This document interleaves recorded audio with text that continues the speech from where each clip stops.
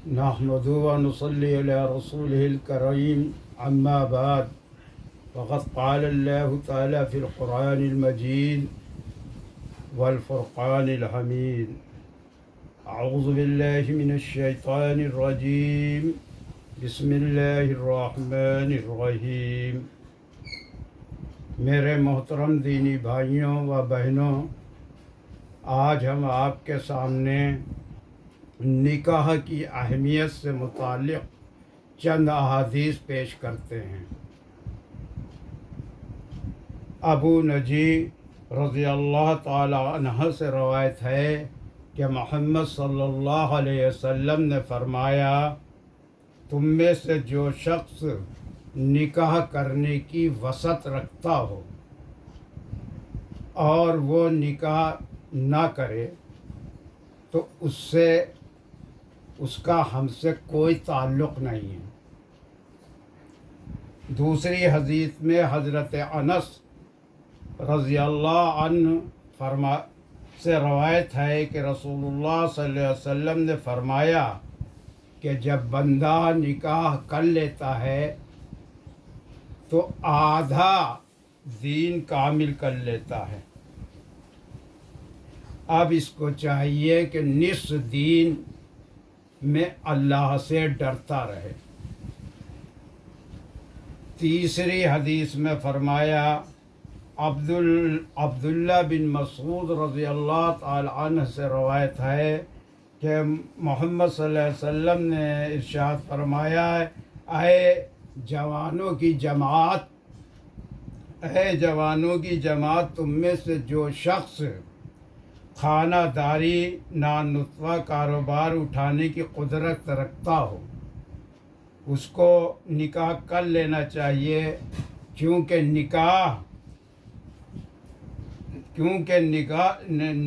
نکاح کو نگاہ پست ہونے اور شرمگاہ کے محفوظ رہنے میں خاص دخل ہے۔ اور جو شخص قدرت نہ رکھتا ہو اس کو روزہ اختیار کرنا چاہیے، کیونکہ وہ روزہ اس کے لیے گویا رگیں مل دیتا ہے۔ نکاح کے دینوی اور اخروی فوائد۔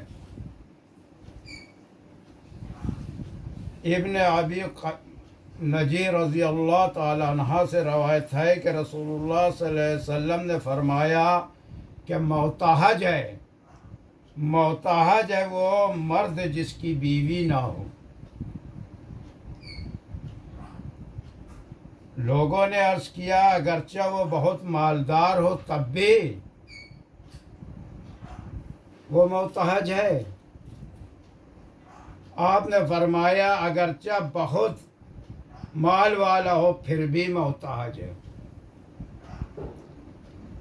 وہ عورت جس کا خاوند نہ ہو، لوگوں نے عرض کیا، اگرچہ بہت مالدار ہو تب بھی وہ موتحج ہے؟ آپ نے فرمایا، اگرچہ بہت مال والی ہو، کیونکہ مال کا جو مقصود ہے یعنی راحت و بے فکری نہ اس مرد کو نصیب ہوتی ہے جس کی بیوی نہ ہو، اور نہ اس عورت کو نصیب ہوتی ہے جس کا خاوند نہ ہو۔ چنانچہ دیکھا بھی یہ جاتا ہے، اور نکاح میں بڑے بڑے فائدے ہیں، دین کے بھی اور دنیا کے بھی۔ نکاح بھی اللہ تعالیٰ کی بڑی نعمت ہے، دنیا اور دین دونوں کے کام اس سے درست ہو جاتے ہیں، اور اس میں بہت سے فائدے اور بے انتہا مصلحتیں ہیں۔ آدمی گناہ سے بچتا ہے، دل ٹھکانے ہو جاتا ہے، نیت خراب اور ڈاواڈول نہیں ہونے پاتی، اور بڑی بات یہ ہے کہ فائدہ اور ثواب کا ثواب، کیونکہ میاں بیوی کا پاس بیٹھ کر محبت پیار کی باتیں کرنا، ہنسی دل لگی میں دل بہلانا نفل نمازوں سے بہتر ہے۔ حضرت عائشہ رضی اللہ تعالی عنہ سے روایت ہے کہ رسول اللہ صلی اللہ علیہ وسلم نے فرمایا کہ عورتوں سے نکاح کرو، وہ تمہارے لیے مال لائیں گی۔ فائدہ، مال لانے کا مطلب یہ ہے کہ میاں بیوی دونوں سمجھدار اور ایک دوسرے کے خیر خواہ ہوں۔ سو ایسی حالت میں تو مرد تو یہ سمجھ کر کہ میرے ذمے خرچ بڑھ گیا ہے، کمانے میں زیادہ کوشش کرے گا، اور عورت ایسا انتظام کرے گی، ایسا انتظام جو مرد نہیں کر سکتا، اور اس حالت میں راحت و بے فکری لازم ہے۔ اور مال کا فائدہ یہی ہے، بے فکری اور راحت ہوتا ہے، یہ مطلب ہوا مال لانے کا۔ حضرت معقل بن یسار رضی اللہ تعالیٰ عنہ سے روایت ہے کہ رسول اللہ صلی اللہ علیہ وسلم نے فرمایا، ایسی عورت سے نکاح کرو جو بچہ جننے والی ہو، کیونکہ میں تمہاری کثرت زیادتی سے اور دوسری امتوں پر فخر کروں گا کہ میری امت اتنی زیادہ ہے۔ حضرت ابو ذر سے ایک طویل حدیث میں روایت ہے کہ رسول اللہ صلی اللہ علیہ وسلم عقاب صحابی کا نام سے فرمایا، اے عقاب کیا تیری بیوی ہے؟ انہی نے عرض کیا نہیں۔ آپ نے فرمایا اور تو مال والا اور وسط والا ہے؟ عرض کیا ہاں میں مال اور وسط والا ہوں۔ آپ نے فرمایا تو اس حالت میں تو شیطان کے بھائیوں میں سے ہے، اگر تو نصارہ میں سے ہوتا تو ان کا راہب ہوتا۔ بلا شبہ نکاح کرنا ہمارا طریقہ ہے، تم میں سب سے بدتر وہ لوگ ہیں جو بے نکاح ہیں، اور مرنے والوں میں سب سے بدتر وہ ہیں جو بے نکاح ہیں۔ کیا تم شیطان سے لگاؤ رکھتے ہو؟ شیطان کے پاس عورتوں سے زیادہ کوئی ہتھیار نہیں، جو صالحین دینداروں میں کارگر ہو، یعنی عورتوں کے ذریعے فتنہ میں مبتلا کرتا ہے، مگر جو لوگ نکاح کیے ہوئے ہیں یہ لوگ بالکل مطہرہ، پاکیزہ اور فحش سے بری ہیں۔ اور فرمایا عقاب تیرا برا ہو نکاح کر لے، ورنہ پیچھے رہ جانے والوں میں سے ہو جائے گا۔ نکاح ایک عبادت اور دینی امر ہے، جس کام کا شریعت میں تاکیدی یعنی وجوبی یا ترغیبی یعنی استحبابی حکم کیا گیا ہو، اس میں ثواب کا وعدہ کیا گیا ہو، دین کا کام ہے، اور جس میں یہ بات نہ ہو وہ دنیا کا کام ہے۔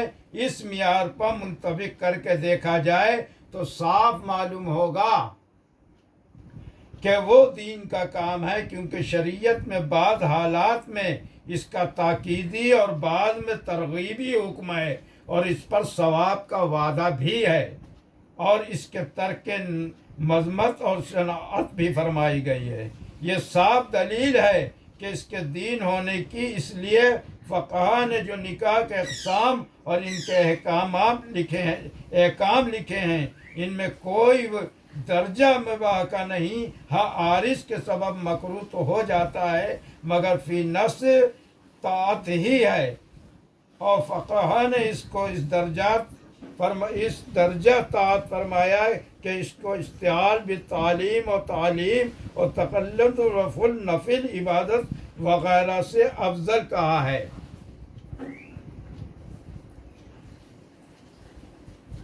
تو میرے محترم دینی بھائیوں و بہنوں، نکاح کرنا سنت رسول ہے۔ آپ کو چند حدیث پیش کری ہیں، ابھی بہت حدیث اور ہیں اس سے متعلق، لیکن جہاں پر نکاح عورت اور مرد، عورت نکاح نہ کرتی ہو اس لیے کہ وہ مرد کے حقوق نہیں ادا کر سکتی، وہاں پر جائز ہے کہ وہ نکاح نہ کرے، اور جہاں پر مرد عورت کے حقوق نہیں ادا کر سکتے وہاں پر جائز ہے کہ وہ نکاح نہ کرے، باقی نکاح کرنا ضروری ہے۔ وآخر دعوانا ان الحمد للہ رب العالمین۔